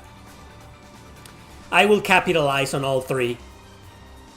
I will remaster each of them separately. I wouldn't include all of them in one release. I will capitalize on all 3 separately. But I wouldn't do what Gung-Ho did with Lunar. You know, it's just no. Will you remaster famous games or obscure hidden gems games? Both. I will do both. I'm a fan of both, after all. Do you want a Persona 4 remake? No, it's probably gonna be censored and altered, so no. I don't want that. I don't care for Atlus games anymore. Night Dive Studios, I don't know who that is.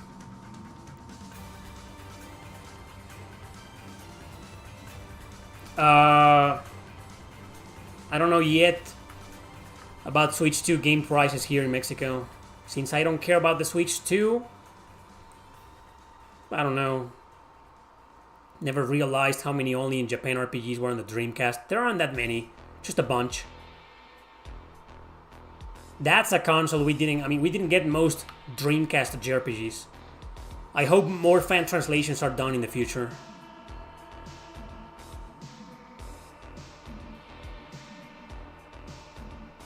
Gung-Ho did a good job with Grandia 1 and 2. They were just too lazy with Lunar. I don't know what the hell happened. Watch my review. I just reviewed the Lunar collection a few days ago. And I reviewed Suikoden remasters also like a month ago. Is Square Enix the reason why we can't get Grandia 3 remastered or remade? Yes. They own the rights. Gung-Ho owns the rights of the first games. But Grandia 3, that's a Square Enix IP. Unfortunately.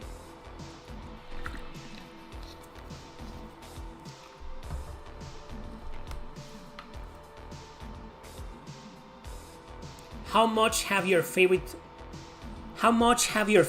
changed over the past few years? My favorites what? My favorite what, Brian? What do you mean?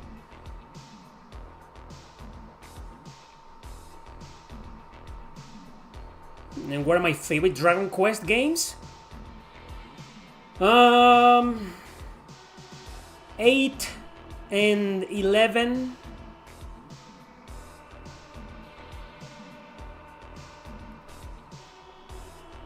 To be honest, I wasn't expecting that much from the Lunar remasters, Donsk.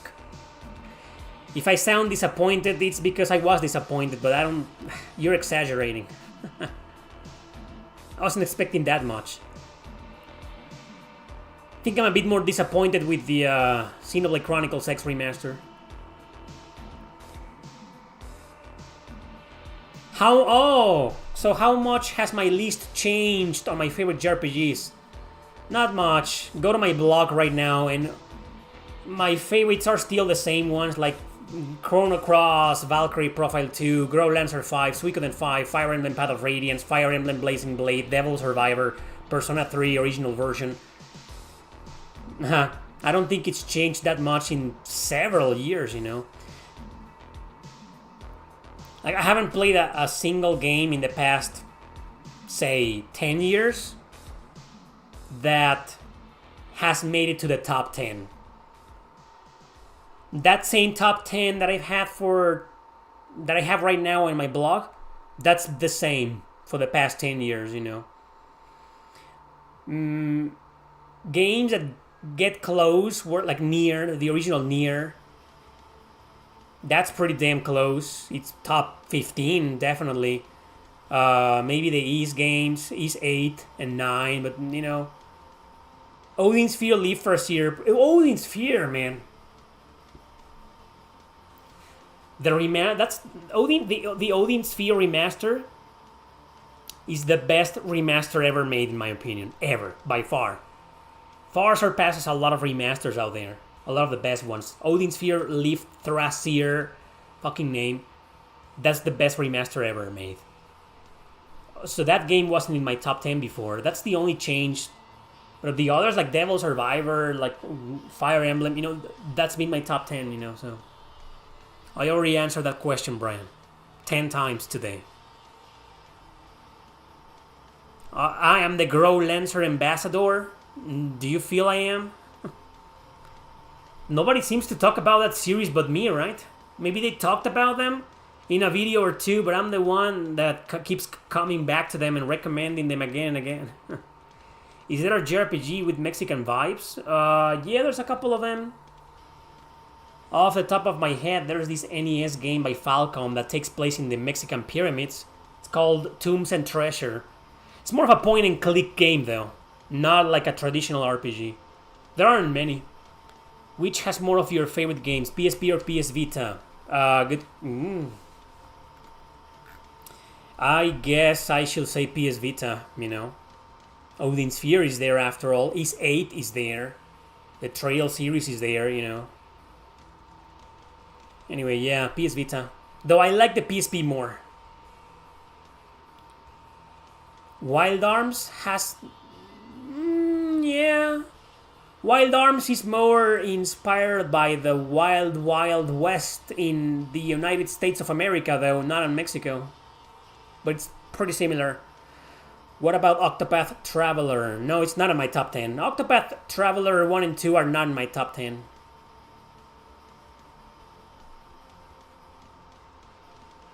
You want an Ys 5 remake? Yeah, me too.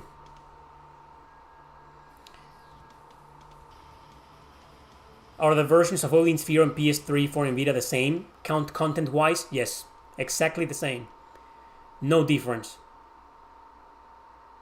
You visited the pyramids in Chichen Itza. Me too, when I was like 10 years old.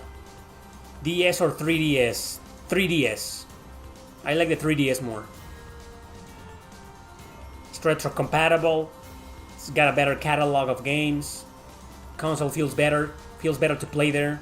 Better visuals. 3DS.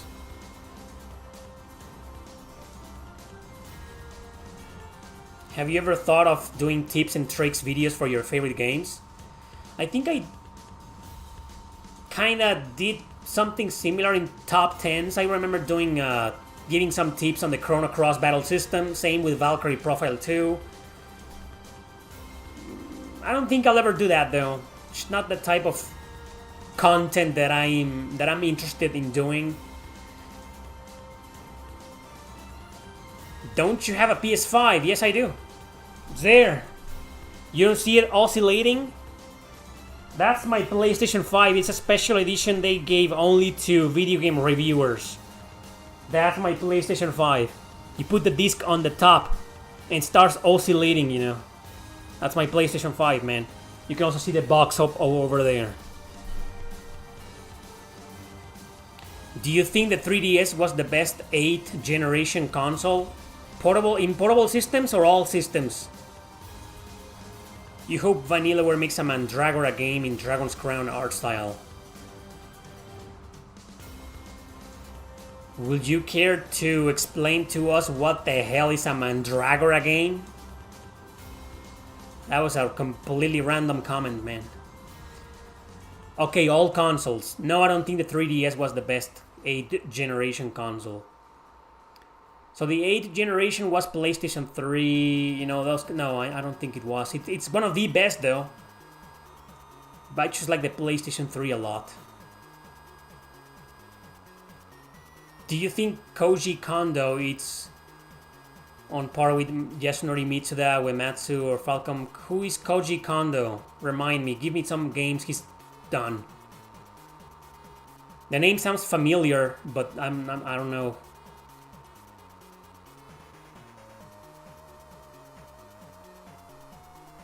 Oh, then the answer is no, Caliburn. I strongly disagree. I don't want any more Souls games. Fuck that. Souls like in Metroidvanias, oh my god, just fucking die already. Those genres should just fucking die. Oh, Koji Kondo is the composer of Zelda. I'm not a fan of Zelda. No wonder I didn't know who that guy was. JRPGs have a lot of reading. Were you a strong reader, or did JRPGs make you one? No, I was a strong reader before I started playing JRPGs.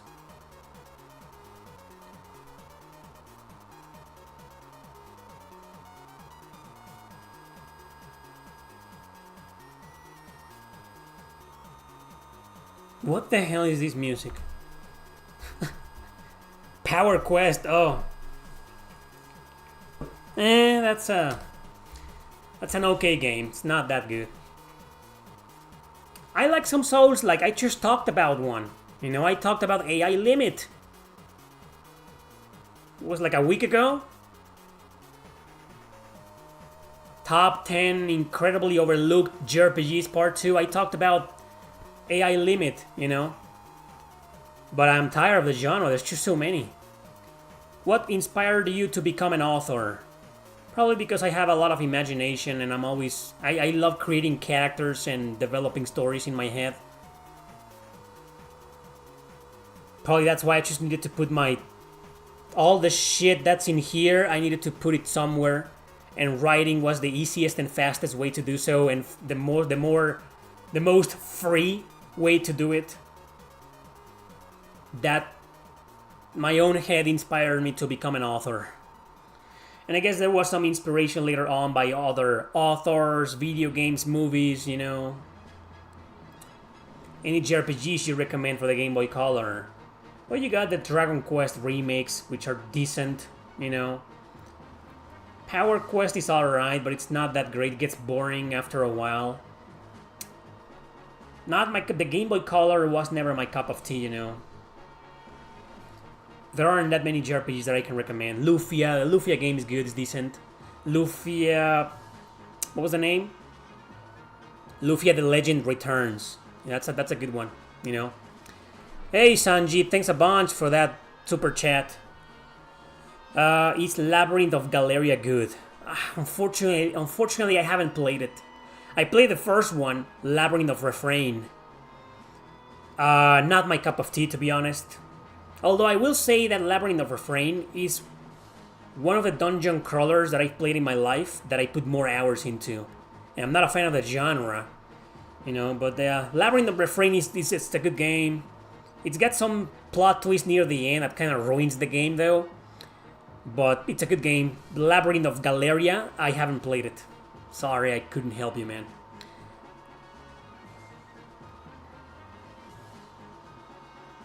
Oh, roguelike, that's also like, come on, Souls-like, Metroidvanias and roguelike? Enough. Fucking enough. Enough. Huh. You should have been a comic book writer. I tried. You know, I tried doing that a long time ago with my cousin. But he was more Western RPG influenced and I was more JRPG influenced, so we didn't see eye to eye. You know, and the project never went anywhere. It went nowhere, you know. Yeah, I would love to work on a comic, to write a story for a comic book. Why not? Thank you for gifting membership, Sanji. Thanks a bunch. Melfi's, Mystery Kid, Ryan Brandon, and Sion got the membership. Thanks to Sanji here. Where are you from, Sanji? I mean, that's a Asian currency right there. Next to the 40 bucks you gave me. Where are you from? I've never seen that symbol before. What currency is that?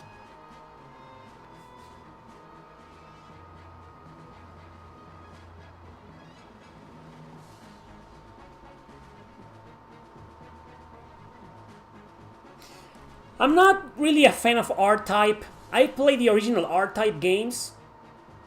I love the music, but there's just something. I like shoot 'em ups, but R-Type, I just can't get into it. For some reason they're too technical. They're too difficult. I don't know. Not really a fan of R-Type. Good games though, nothing against them. I just can't get into them. Do you pick one game until you finish it, or you pick multiple games? Aren't you a fan of my Twitch channel? I play games all the time. So, I used to be that way, but I'm not anymore. Also, that's the Indian rupee sign. Okay, I've never seen it, man. So that's the Indian rupee sign. Okay, that's interesting. Would you rather work on a comic book or a manga? Isn't it the same thing? That's the same thing. But just for the sake of a manga. What game was ruined for you due to wokeness? Ooh, I could make like a top 50 of that, man.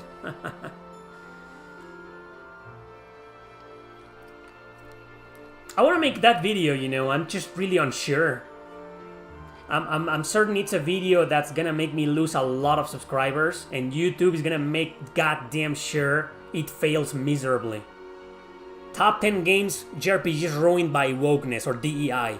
I would love to do that, but YouTube hates me, and I've been under a microscope and under the hammer, the ban hammer since last year, so they pay a lot of attention to what I do nowadays, and whenever I criticize that, they fucking sink it, so... Maybe I should do that video on Rumble, but I have no audience there.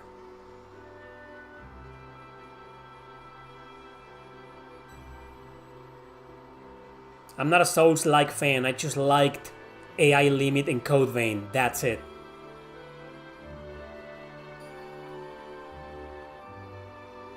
Smiling Dog, you can find my... Or are you asking me to finish it live, Princess Crown? Because I already played it and talked about it. There will never be a full playthrough live of Princess Crown. But I already played it. You can find my live stream on my second channel, and I already talked about the game in a top 10 a week ago. Neopets, The Darkest Fairy. I know the game on the PlayStation 2, but I've never played it. Maybe I did though. I think I remember playing something like that. I don't know if I played it or not. Isn't it like a 3D platformer? Maybe I have played it. Have you played Darius Burst? Same with R-Type. I'm not a fan. I'm not ashamed to admit that those games are just way too hard for me. Great games, great music, great visuals, great everything, but I don't play them because they're just too damn hard for me. That's the only reason. You can't do that on Patreon? You're a Patreon? El Bravo Bear? I don't know you, man. Who are you on Patreon? Patreon. Maybe I could do it on Patreon, No problem. Top 10 most modern games not ruined by wokeness. That's another video that YouTube will destroy. You'd pay to see that? I would love to make that video, I am the guy to make that video. No one else is gonna make it.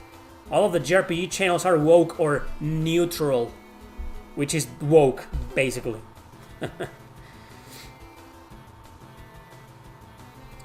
But yeah, YouTube is gonna destroy that video, man. Any thoughts on Koei historical war games? Nah, not a fan. I like their influence on series like Suikoden, but those games specifically, I've never been able to get into them. They're fine games, but I find them boring and too convoluted.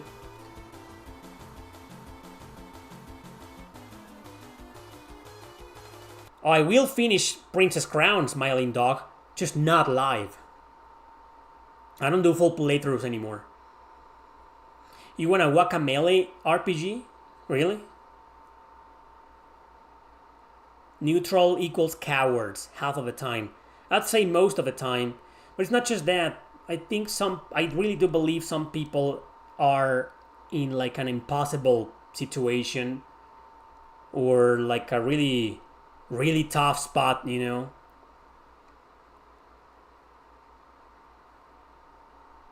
Or they agree with wokeness, it's just, they just don't admit it publicly.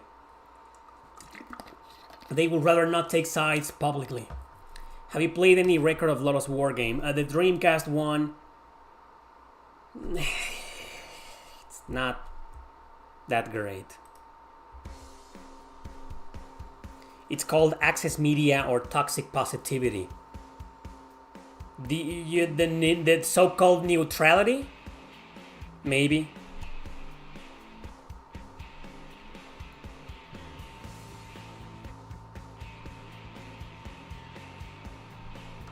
Dragon Age broke your heart? Sorry! I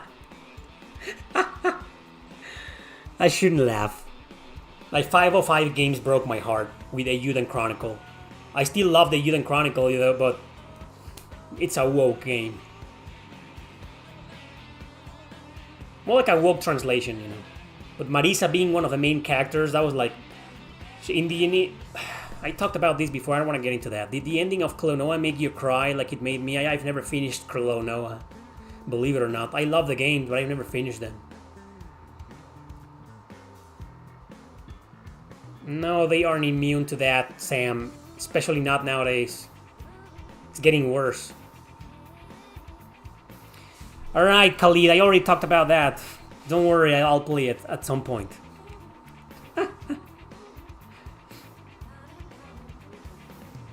Demolition Man.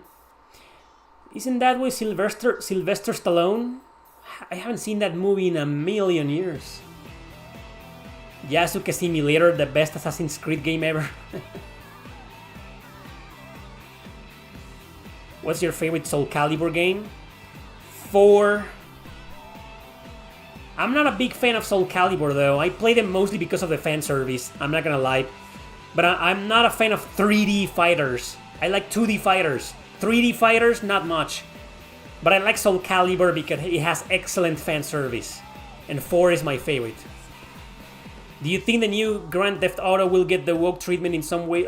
What? Is that a real question, man? That's probably going... Not probably. That's a guarantee. It'll be the wokest video game ever made. Dead or Alive fan service is better than Soul Calibur? Yes, of course. Fatal Fury then. Great fan service too. I still prefer Street Fighter 4 over 5. I hate 4, 5, and 6.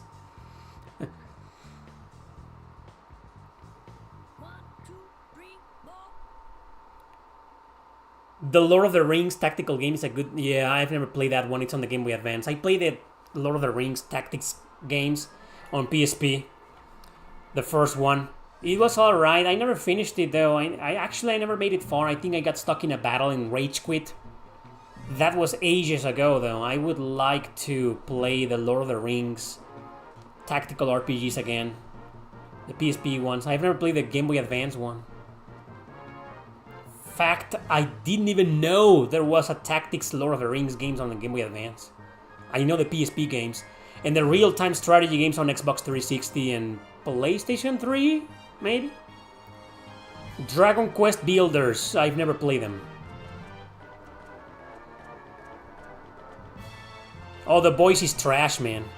I like the first seasons, when they were kind of like cheating on both sides. But now it's like it's fucking trash. I didn't even bother watching the last season. Fuck that. Since the third, I think it was the third season that I finished it, and I was like, this is going into a wrong direction. The first 2 seasons are worth watching, but the rest is trash. How about JRPG towns with Mexican vibes? I don't know, man. I don't really pay that much attention to that. Maybe Suikoden has something like that.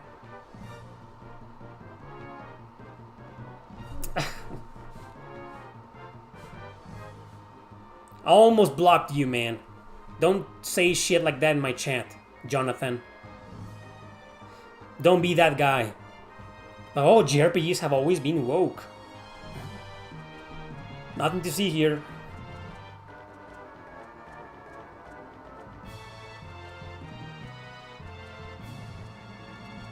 I want a dead or alive RPG. Someone make that, please. That needs to happen. Enough with these fighting games and dating sims.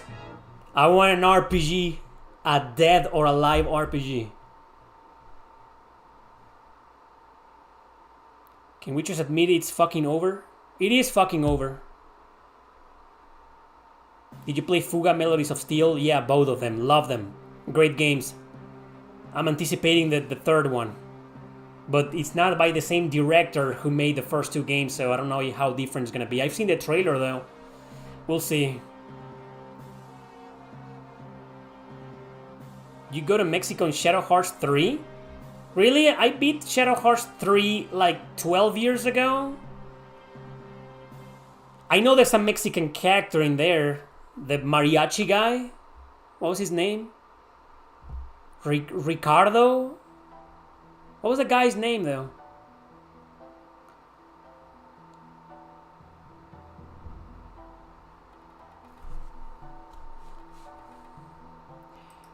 This is fucking bullshit. You're just baiting me. Get the fuck out of my stream, man. Dead or Alive live action JRPG? What do you mean live action? I don't want that. No, I want a regular turn. It can be an action RPG, no problem. Just an RPG. Did you play the Layton games? No, I haven't played it. I know them, of course, on the Nintendo DS and stuff, but no. Only a fucking idiot will think Speedy Gonzalez is racist. Only a fucking loser thinks that, man. It's never been racist, it will never be.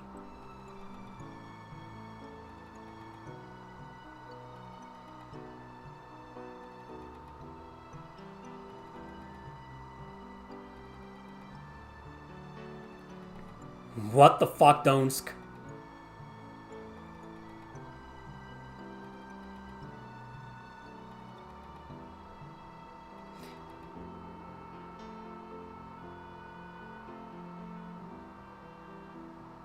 Aren't furries? I don't understand much about furries, you know.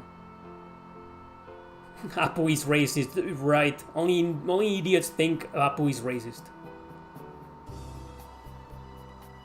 Favorite PS2 games with the best graphics in your opinion? Those are 2 questions in one, man.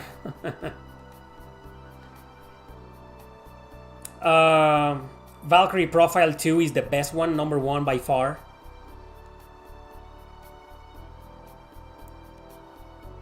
Odin Sphere. Anything from Vanillaware, of course.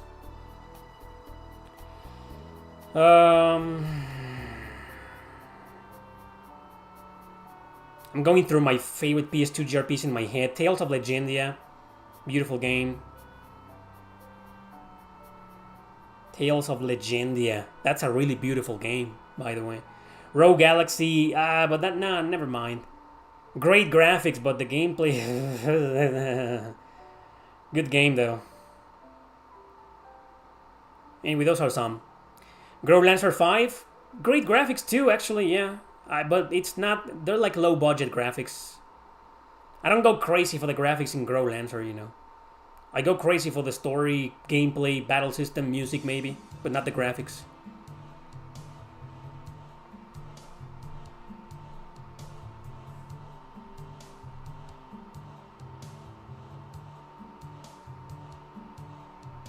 I will probably give...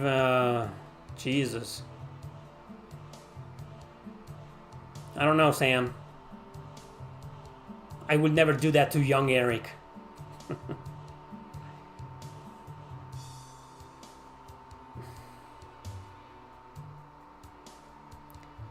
I like some Dead Pigs. You're releasing a Metroidvania game with RPG elements? Send me the key, sure. But if it has left-wing politics, I'm not gonna cover it, okay?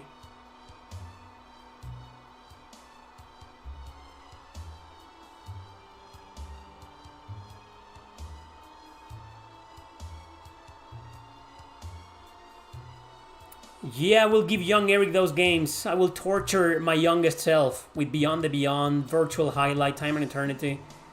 Great idea. What about the Trails in the Sky remake? What about it?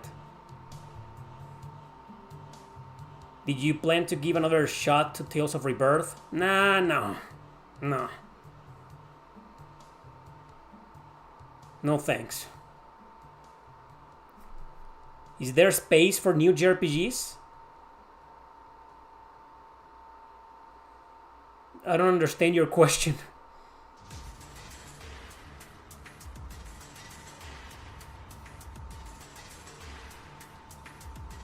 You're welcome, Zero Cool. You're welcome. Glad you appreciate my content. Oh, am I hyped for the Trails in the Sky remake? No, I'm not. What happened to those games that CyberConnect 2 promised to release? I'm talking about Cecile and Tokyo Ogre Gate. Never heard of those. That's right, Sam. I will say that. I will say yes. Engage was like horrendous.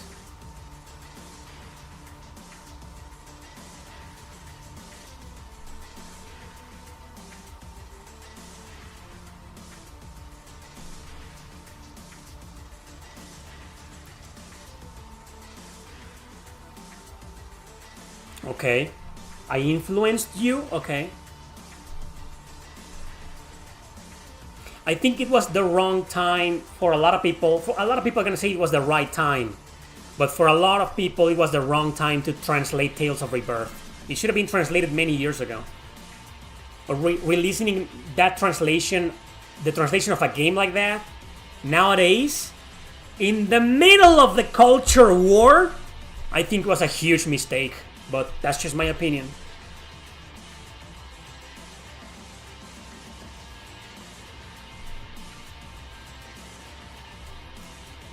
Okay, Dead Pigs. Can you tell me the name of your game right now, or would you rather do that in the email? Send me an email. Yeah, sure. Send me your review, man. Your code, your key.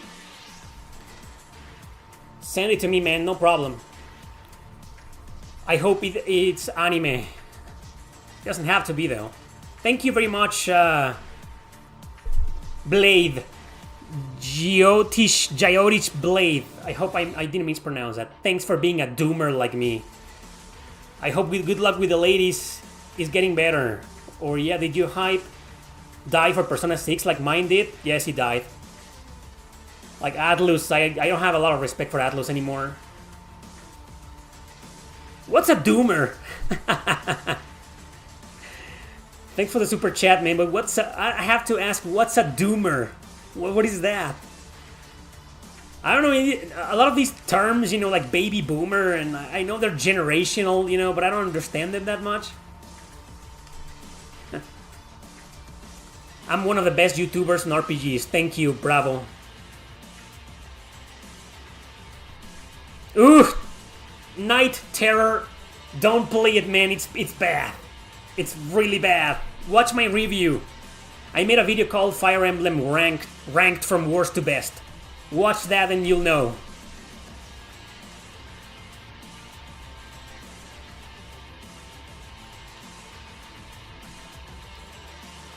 Undivine. It's called Undivine. Alright. Send it to me, man. Thank you, JRPG Queen. I do speak Spanish through Train Hero. What kind of username is that, man? I like your T-Rex profile pic, though. I do speak Spanish. I live in Mexico. I'm Mexican. Did you hear recently that Gung-Ho promised an honorable English localization for the trailer? Oh, like the honorable localization they promised for the Lunar remasters? Oh, sure, I trust them so much. Doomer is a generational kind of, really? I don't even know what generation I belong to. I was born in 85. 1985. Oh, Doomer is like a pessimist? Well, yeah, nowadays it's hard not to be. Can you blame me? We live in a world where everybody hates each other. Everybody's so divided. Even people from both sides within their sides are divided and fighting amongst themselves. Can you blame me for being a Doomer? Oh, it's a guy that plays Doom games. I don't play Doom. I love Doom in the sense that it's fucking hardcore and edgy and dark, you know, but first-person shooters, I don't play those. I don't like them.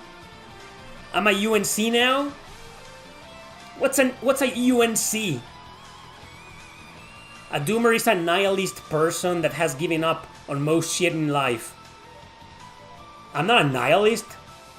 In fact, I think I'm still the opposite, man. If I was a nihilist, I wouldn't be complaining about anything. And yet I complain about everything because I care. I guess I'm not a Doomer. Because I'm not a nihilist, man. Is Lunar on DS the worst RPG ever made? No. No, it isn't. Top 20 maybe, but no. Already talked about that, Roberto. You missed it. Baby boomers are our fathers and mothers. Oh, okay. Yeah, I don't know much about... That's not gonna stop, Ryan.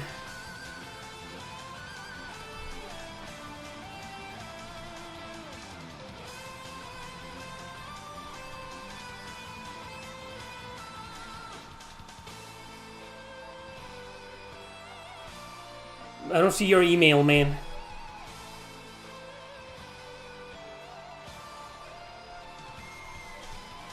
Oh, there we go. I found it. Dead Pics. Okay, so on Divine.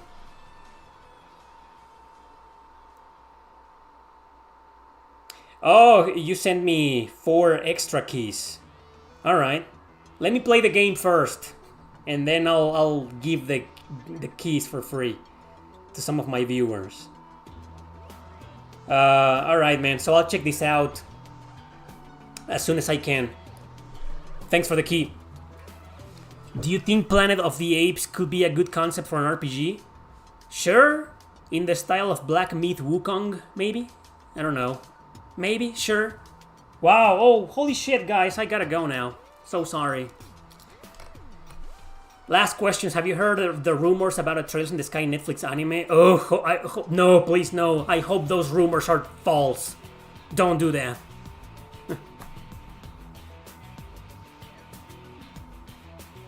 Thank you, Brian. That's right. People just get offended.